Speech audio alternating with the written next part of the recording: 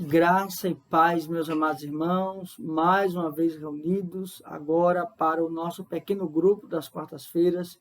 Louvamos ao Senhor porque Ele tem nos dado tecnologia e podemos nos achegar até os amados irmãos com a palavra de ânimo, vigor, coragem e esperança da parte do nosso Deus. Como os amados irmãos bem sabem, esse estudo está sendo gravado, mas os irmãos podem estar interagindo aqui no chat do YouTube, com perguntas, colocações, ponderações, e na medida do possível nós vamos respondendo, nós vamos interagindo, para que possamos então ter uma maior dinâmica e clareza deste estudo. Mas como os amados irmãos bem sabem, nós também temos o nosso grupo de WhatsApp. É importante não só que os amados irmãos estejam ali falando acerca do estudo, sejam em perguntas, em colocações, mas naquele grupo de WhatsApp é fundamental que os irmãos também estejam compartilhando pedidos e agradecimentos de oração. Vamos estar intercedendo uns pelos outros, na certeza de que o nosso Deus ouve nossas orações. Meus amados irmãos, para hoje, nós vamos trabalhar a carta do apóstolo Paulo aos Efésios, no seu capítulo 2, dos versos de 1 a 10, como os amados bem sabem, nós estamos intercalando os estudos entre o Saltério, entre o profeta Oséias e entre a carta aos Efésios do apóstolo Paulo. E para hoje nós vamos ver esse texto tão conhecido, já tão comum entre nós, e que Deus fale aos nossos corações e que possamos extrair verdades preciosas da parte do nosso Deus. Mas antes vamos ter uma breve oração, rogando ao Senhor que nos ilumine para entendimento da sua palavra. Oremos ao nosso Deus. Pai, muito obrigado, Senhor, porque mais uma vez o Senhor nos dá, ó Deus, o privilégio de podermos ouvir a tua voz, de sermos instruídos por tua palavra, de sermos, ó Deus, esperançados por ela. E, Senhor, podermos também, Senhor, ter renovo a cada dia através das tuas sagradas letras. Ó Deus, trabalha em nossos corações, nos dá, Senhor, entendimento, para que possamos então compreender qual seja a boa, perfeita e agradável vontade do Senhor. É assim que nós oramos. Em nome e por amor de Jesus Cristo, nós já te agradecemos. Amém.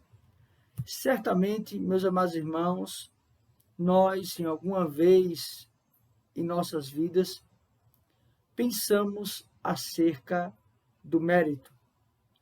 Exemplo, quando nós estamos em um trabalho ou quando nós estudamos para uma prova, nós temos o desejo e o anseio de sermos reconhecidos.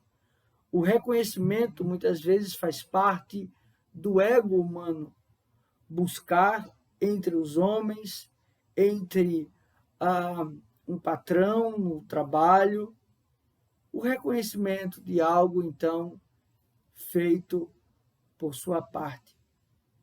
Meus amados irmãos, quando nós chegamos na carta do apóstolo Paulo aos Efésios, sobretudo nesse texto, nós vamos observar que quando olhamos para a graciosa obra redentora do nosso Deus através dos méritos de Cristo, observamos que nada somos, que nada temos, que nada podemos fazer para merecer o amor, a graça, a misericórdia, a bondade do nosso Deus.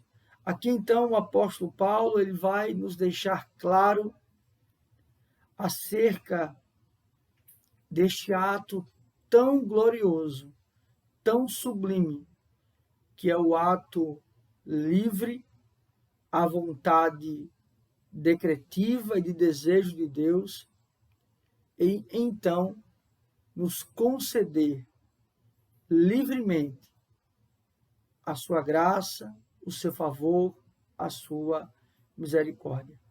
Vamos então trabalhando verso a verso, como nós então podemos compreender essa carta, compreender essa passagem, essa perícope, como chamamos, e então extrairmos aquilo que Deus então quer trazer aos nossos corações como lições práticas para a nossa vida. O primeiro verso nos diz assim: Ele vos deu vida, estando vós mortos nos vossos delitos e pecados. Primeiramente, ele começa nos dizendo que ele vos deu vida.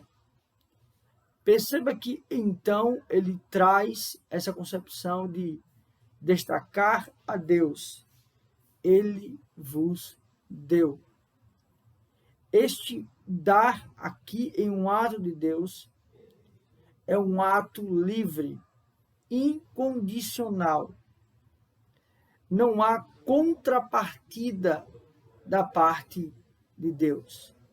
Ele vos deu vida. Na verdade, a concepção aqui é dizer, ele vos vivificou. Percebe que aqui, então, ele traça a concepção de regeneração, ou seja, ele faz, então, aqui uma sentença, uma afirmação, atribuindo a Deus o ato livre, decretivo, de uma vontade tanto decretiva quanto de desejo, e dizer que Deus vos deu vida, ou seja, o ato regenerador de Deus. Mas aí ele vai, quando ele fala esta sentença, ele justifica a existência deste reconhecimento, quando ele fala, estando vós mortos nos vossos delitos e pecados. Estando vós mortos nos vossos delitos e pecados. O que ele então quer dizer? Que esta vivificação, este ato de regeneração de Deus, ele vem por um motivo ou também por uma necessidade desse estado. O que ele quer primeiramente aqui é apresentar o ato de Deus por uma concepção em que há um estado do homem. Então ele primeiramente nos informa aquilo que Deus fez e o estado em que Deus coloca o homem através deste ato livre, deste ato de vontade de Deus, tanto decretiva quanto de desejo. Então ele coloca o aspecto de que ele vos deu vida. E ele vai dizer, estando vós mortos nos vossos delitos e pecados. Aqui então ele fala, ele destaca o estado do homem natural, ou seja, atribuindo esse estado do homem natural à sua essência, e esta essência adveio justamente do pecado original, estando vós mortos nos vossos delitos e pecados. Ele então traz a consciência a esses irmãos quem os irmãos eram, mas na verdade qual era o estado, a posição que estes se encontravam antes do ato vivificador, regenerador de Deus, estando vós mortos em vossos delitos e pecados. Aqui então ele fala desse estado de incapacidade do homem, de também observar a sua própria transgressão. O homem não tem capacidade de fazer o seu autoexame, de enxergar a si mesmo. Ele não possui as faculdades e a potencialidade de poder, então, fazer um diagnóstico de si mesmo, estando vós mortos em vossos delitos e pecados. Então, é uma concepção de dizer que o homem, então, comete os pecados, os delitos contra o ser de Deus. de forma que este homem não tem a noção ou a capacidade de enxergar, de vislumbrar justamente a seriedade da sua condição. Então, este homem está incapaz de perceber a sua desgraça, a sua miséria, o seu estado de condenação. Estando vós mortos em delitos e pecados. Ou seja, uma ideia de que, se não fosse o ato regenerador, redentor de Deus, este homem estaria em ato contínuo, em continuidade nesse estado, morto nos vossos delitos e pecados. Nos vossos delitos e pecados. Aqui também demonstra a incapacidade do homem de arrependimento, a incapacidade do homem de retroceder ou de negar esta natureza de delito e de pecado. É um ato deliberativo do homem, ou seja, ele peca de forma deliberada. E ele não tem, então, esta consciência para dar a ele a capacidade de analisar as suas ações e poder, então, arrepender-se dos seus pecados. Ele, então, vai dizer, nos quais andastes outrora, segundo o curso deste mundo, segundo o príncipe da potestade do ar, do espírito que agora atua nos filhos da desobediência. Ele está trabalhando esta concepção de estar falando para uns em comparação aos outros. Aqueles que estão no passado, que outrora eram, e estes que ainda continuam nesse estado. Você vai observar que, primeiramente, ele vai usar vós, depois ele vai passar para nós. Nós vamos observar isso ao decorrer do estudo. Ele se coloca também nesse sentido. E ele vai dizer, neste verso, mais uma vez, nos quais andastes outrora, segundo o curso deste mundo, segundo o príncipe da potestade do ar, espírito agora que atua nos filhos da desobediência. Aqui ele fala, então, da atuação do maligno, príncipe deste mundo. Não que haja um pertencimento do mundo, do cosmo ou do planeta, no sentido geográfico, por parte de Satanás. Mas, ao dizer que ele é príncipe deste mundo, a gente está falando no sentido deste mundo caído, deste mundo depravado. Então perceba que aqui ele quer trazer uma conscientização deste aspecto que o homem então era também nesse sentido. Há um julgamento por parte de uns, como estes homens são, mas nós temos que nos lembrar quem também nós éramos. Ele vai dizer, entre os quais também todos nós andamos outrora segundo as inclinações da nossa carne, fazendo a vontade da carne e dos pensamentos, e éramos, por natureza, filhos da ira, como também os demais. Aqui, então, ele se coloca nós, ou seja, estes que são agora irmãos um com Cristo, entre os quais também todos nós andávamos outrora segundo as inclinações da nossa carne. Aqui ele fala desta inclinação da carne como sendo o estado do homem natural. Percebe que aqui ele não está tratando do homem carnal, porque existem esses três aspectos. homem natural, homem carnal, homem espiritual. Nesse sentido, o homem natural é aquele que é concebido em pecado, mas ele ainda não teve a ação regeneradora do Senhor.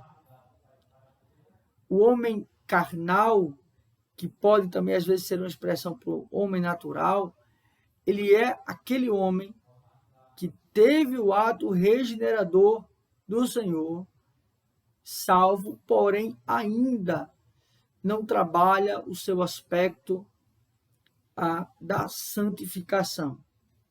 E temos então um homem espiritual, não só aquele que foi regenerado, não só aquele que foi redimido, mas aquele que vive em novidade de vida, aquele que se coloca para ter um aspecto da santificação.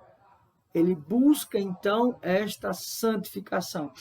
Mas o que ele está atribuindo aqui é que nós, ele coloca ele como nós agora, nós andávamos segundo as inclinações da carne, fazendo a vontade da carne e dos pensamentos, e éramos por natureza filhos da ira, como também os demais. Aqui ele quebra uma concepção no nosso mundo em dizer que todos são filhos de Deus.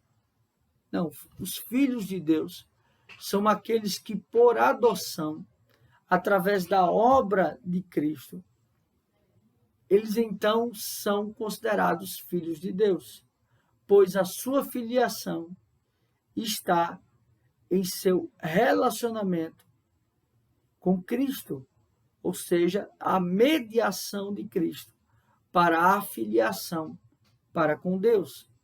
Então, aqui ele trabalha um sentido importante, nem todos são filhos de Deus. Aqueles que não estão em Cristo Jesus são criaturas, são pessoas feitas por Deus, mas não filhos de Deus. Ele vai fazer, então, fazendo a vontade da carne e dos pensamentos, e éramos, por natureza, filhos da ira. Percebe? Então, ele está dizendo que esta indignação de Deus por parte daqueles que nascem, como todos nós nascemos, em um estado de condenação. Então, também é errado pensarmos que o fato de Deus conhecer todas as coisas, dele decretar antes da fundação do mundo, não quer dizer que no tempo e no espaço, esses filhos que foram salvos, mas antes, no tempo e no espaço, eram filhos da ira, não sejam considerados filhos da ira. Então, todos nós estamos e nascemos em um estado de condenação, porque nós temos que compreender que Deus, ele atua no tempo, mas ele está fora do tempo. E nós não podemos julgar esse aspecto que nós chamamos de idealístico de Deus, também no seu aspecto do tempo e do espaço. Então, em um sentido idealístico, de fato, antes da fundação do mundo, todos aqueles que são salvos já nascem como sendo filhos de Deus. Mas não há só um sentido idealístico ou atemporal, mas Deus também está no presente, ou no tempo e no espaço. Então, nesse sentido, em um determinado momento, somos considerados filhos da ira, ou seja, aqueles que estão em um estado de condenação, aqueles que, então, se não forem regenerados, são considerados, então, filhos da ira. E essa ideia de filiação é uma ideia também de herança, porque se para os filhos de Deus, aqueles que estão em Cristo, têm a herança, possuem a vida eterna. Aqueles que são e continuam sendo filhos da ira possuem a condenação eterna. E é nesse sentido que ele fala. No verso 4, ele vai dizer: mas Deus, sendo rico em misericórdia, por causa do grande amor com que nos amou, percebe? Ele aqui vai agora argumentar, ele vai trazer um contraponto, um contraste. Ou seja, ele vai então atribuir uma adversativa. Ele vai dizer: mas Deus, sendo rico, ou seja, a ideia de Deus é rico. Esse sendo aqui é uma concepção de que Deus é rico em misericórdia. Misericórdia aqui é não dar ao homem aquilo que ele merece, mas também tem a ver com misericórdia, com benevolência, com altivez, no sentido de Deus então ser solícito ao homem. Deus então ele é mais rico em misericórdia por causa do grande amor com que nos amou. Percebe? Deus, quando ele olha para o estado humano, é a sua essência que age em favor do homem. Não são as motivações que movem os atos de Deus, mas o seu próprio ser imutável, as suas decisões livres, é que então devem ser enaltecidas. Não é por causa do homem, apesar que esse texto ele não diz que nos amou, mas este amor ele não está ligado ao homem. Deus nos ama porque nós estamos em Cristo.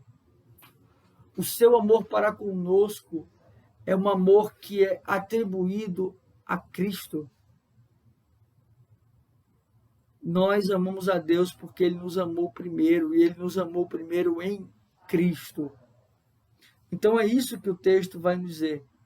Rico em misericórdia por causa do grande amor com que nos amou, e estando nós mortos em nossos delitos, nos deu vida juntamente com Cristo, pela graça sois salvos.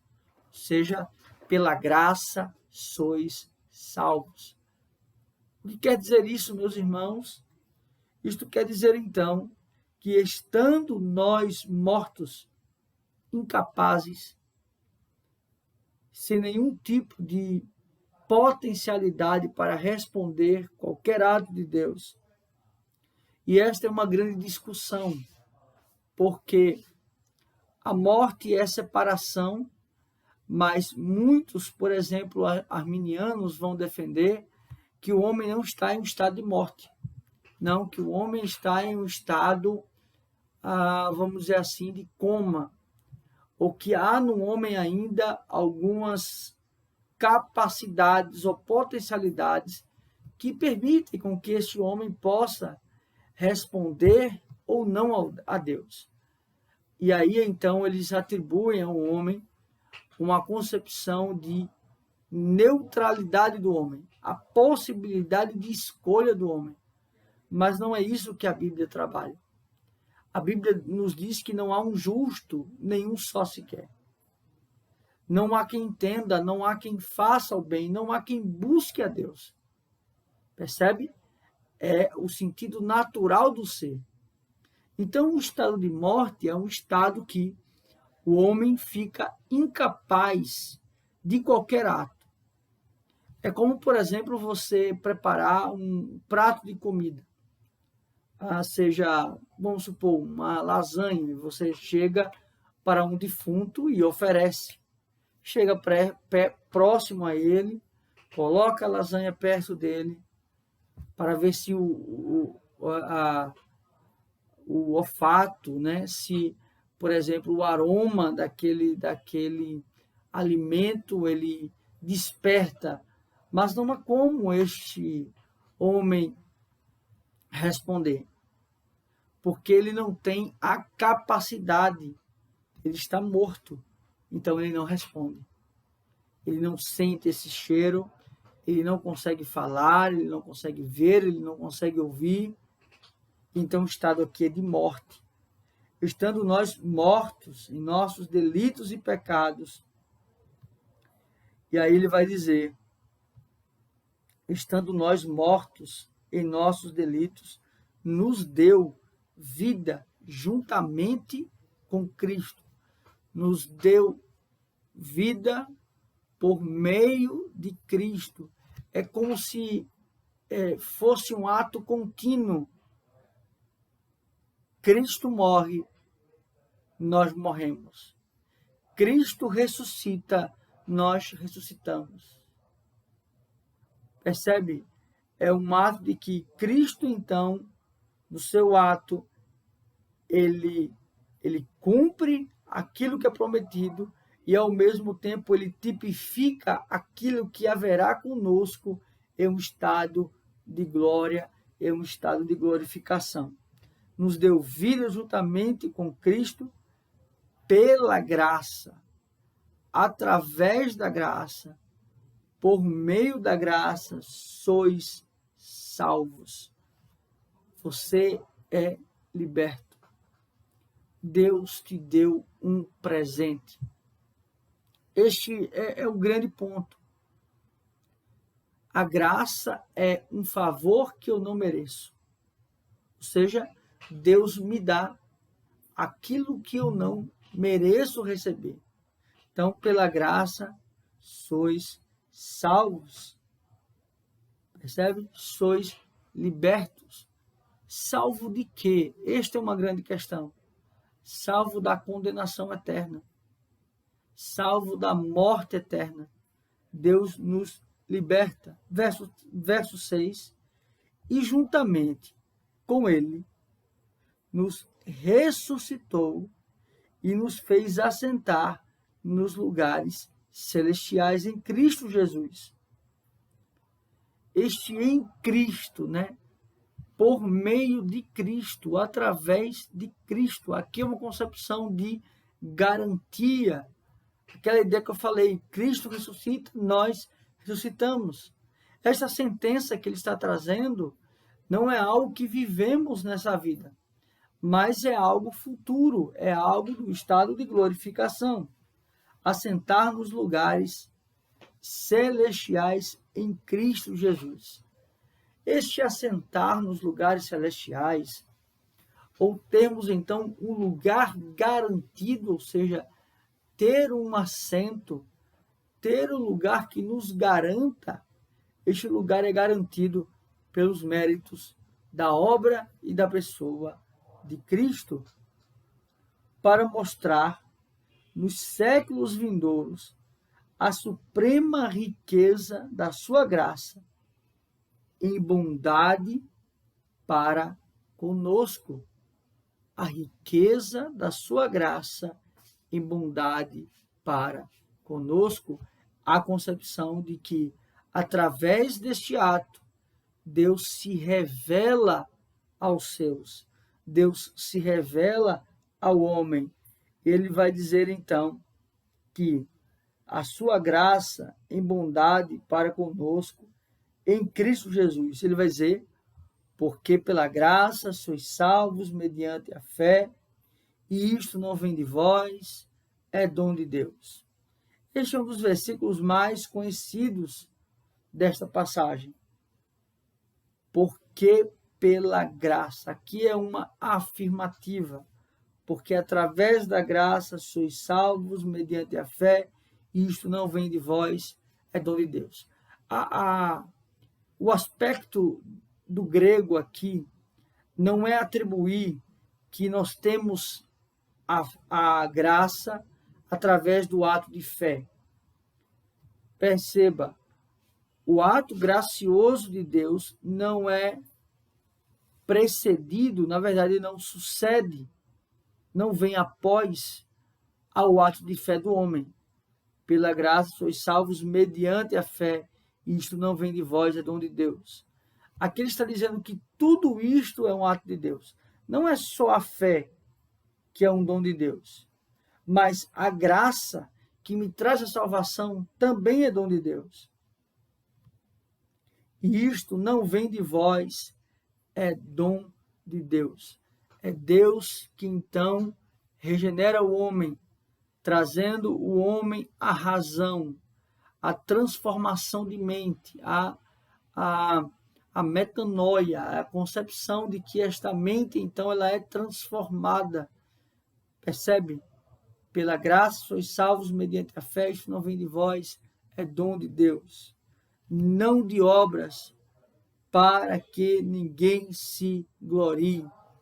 Qual é a concepção aqui? As obras aqui não têm a ver com caridade, não tem a ver com concepções humanas acerca de obras, mas o homem não é salvo também pelas obras da lei. Não é a lei que salva o homem, não é o cumprimento da lei que salva o homem, até porque o homem não tem capacidade de cumprir a lei. O problema, então, não está na lei, mas está no homem. E é pelo fato de Cristo Jesus vir. Este é um ato de graça de Deus. Ele dá ao homem aquilo que para o homem não é possível ser conquistado através da sua própria força, não de obras para que ninguém se glorie. E aí ele vai terminar.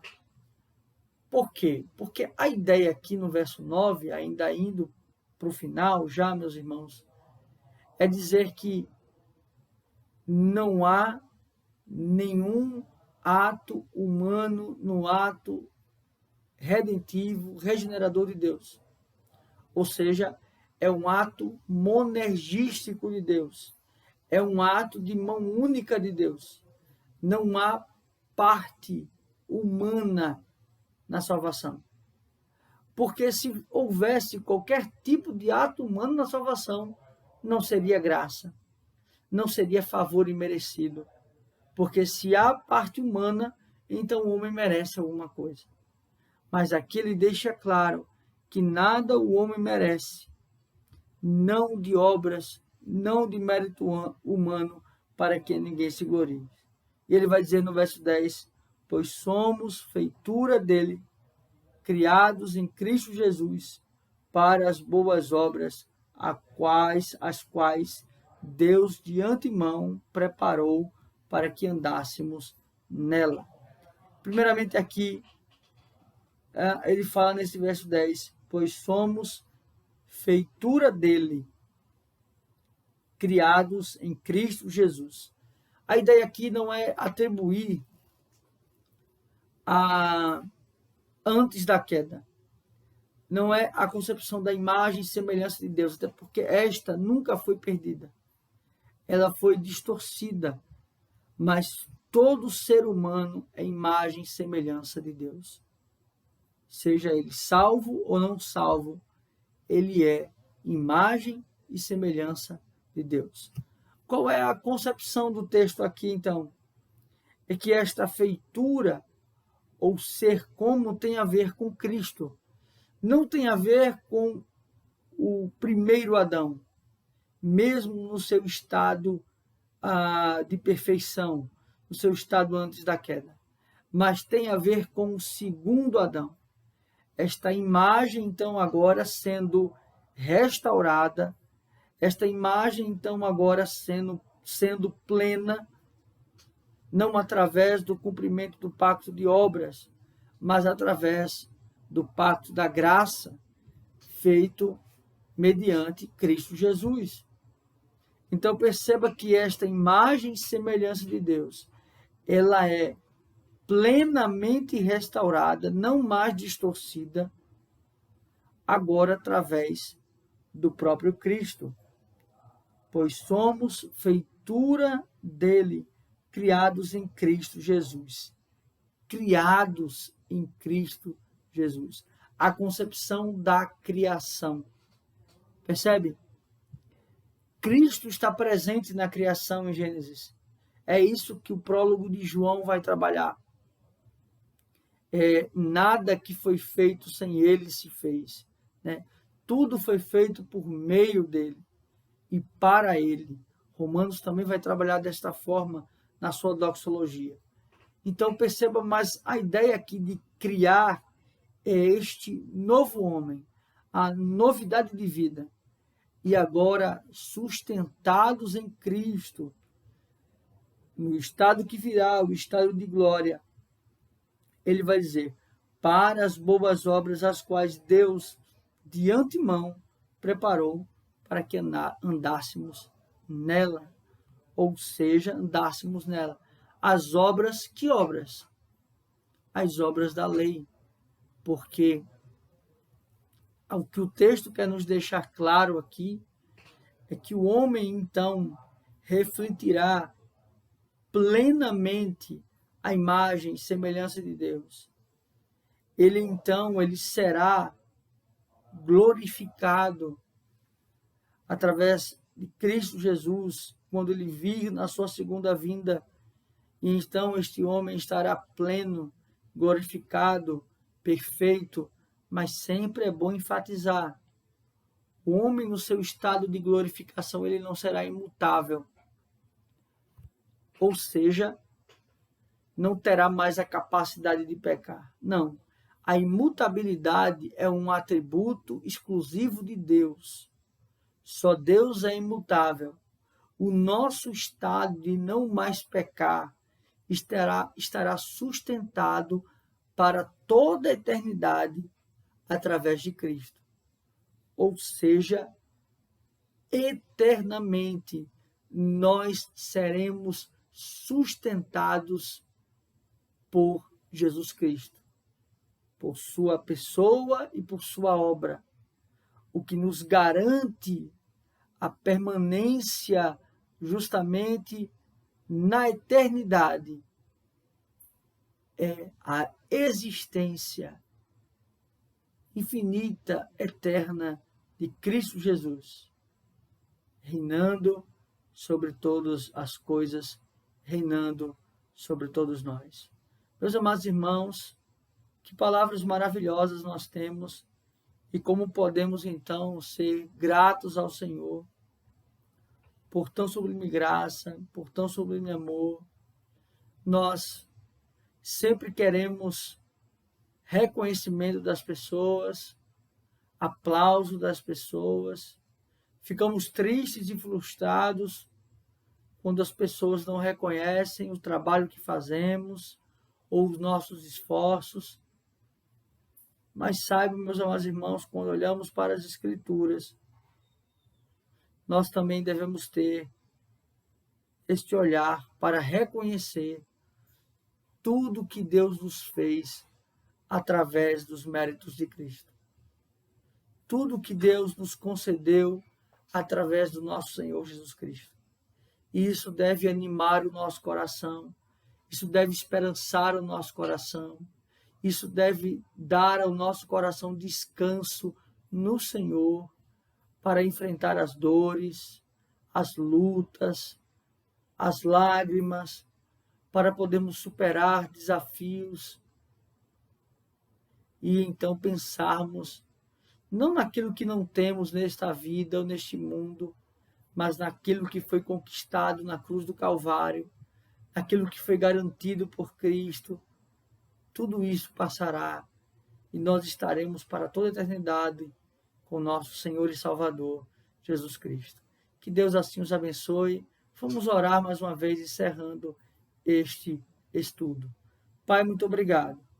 Obrigado porque o Senhor cuida de nós. Obrigado pela tua graça, pela tua misericórdia. Obrigado, Senhor, porque o Senhor tem nos suprido, nos sustentado. E que não tenhamos, Senhor, um coração egoísta, um coração que não reconhece, ó Pai, os teus feitos, a tua bondade, a tua misericórdia.